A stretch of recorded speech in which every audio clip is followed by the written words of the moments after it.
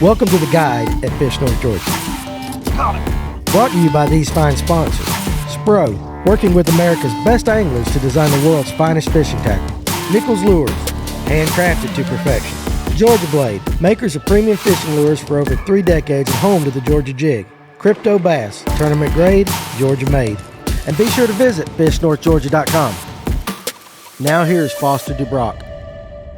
Hey guys, Foster here with another video from The Guide at Fish North Georgia. I want to talk about fishing Oconee today. So I'm actually down there, been practicing for 5 weeks, practicing for the Bulldog FLW Oconee tournament. It's August 8th is the day of my tournament. So I've been practicing down there, and this is the only video I'm actually doing on Oconee because it's the only time I feel like now I actually understand the fish a little bit better.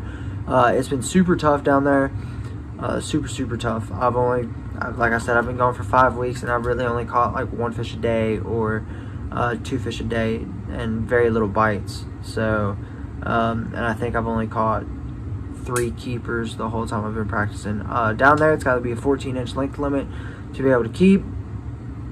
So like I said, it's super tough. Water is actually in like the low 90s. It's actually the highest I've seen fishing around compared to like Lanier, Altoona, Chickamauga. It's actually really hot, which makes sense because Oconee only has 2 main feeder lakes or feeder creeks. So you can have up Richland, there's a creek that feeds in, and then up Sugar, there's another creek. I think it's Sugar, or it's just left of Sugar. There's another creek that actually feeds in water. So it's not a lot of flow, plus they backflow, pump in and pump out from Sinclair.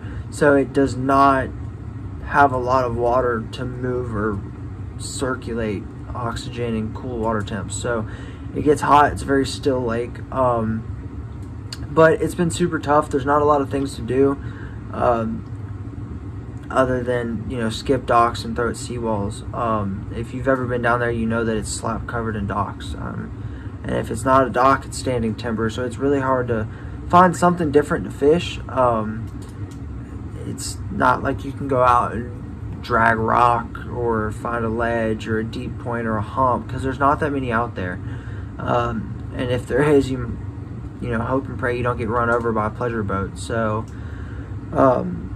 I've actually been finding them up around Sugar Creek and all the way in the very top of Richland, which is the complete opposite ends of the lake, but it's where I've been finding fish. Throwing a spinnerbait and skipping a shaky head under docks. The farther back, closer to the seawall you can get, the better. For some reason, the fish are, even though it's super hot, it is August.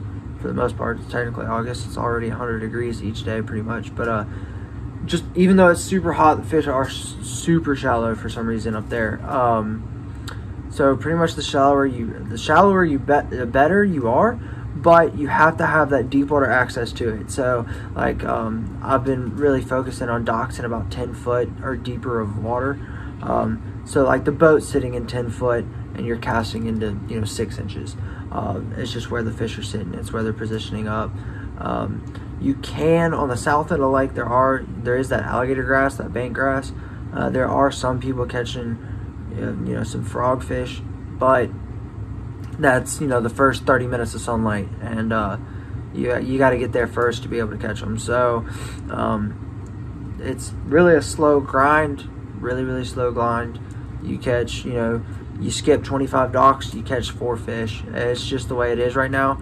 It's hot. It's the dog days of summer. But the best advice I really give you is just the deep water access to docks. So if you can find your docks in 10 to 15 foot, but skipping all the way to the bank and fishing it all the way out. I mean, you got to fish it slow, and you got to fish it all the way thoroughly through. You're not just going fast, trying to cover water. You got to pick where you're going to go, and you got to stay there for as much time as you can. So fish clean, fish thoroughly, but don't waste your time. I mean, if you're in unproductive water, you need to get out and you need to go. So if y'all are going to fish Oconee anytime soon, that's definitely the thing that I would try to do. Thanks for watching the guide here at Fish North Georgia. Our mission is to build a community of anglers to give you the best and latest information to make your day on the water more successful. Make sure you subscribe to our channel, click the bell so you'll be notified of any future content. Make sure you check us out at fishnorthgeorgia.com, where we carry a large variety of bait manufacturers from here in the North Georgia area. So we appreciate you being part of our community, and we'll see you soon.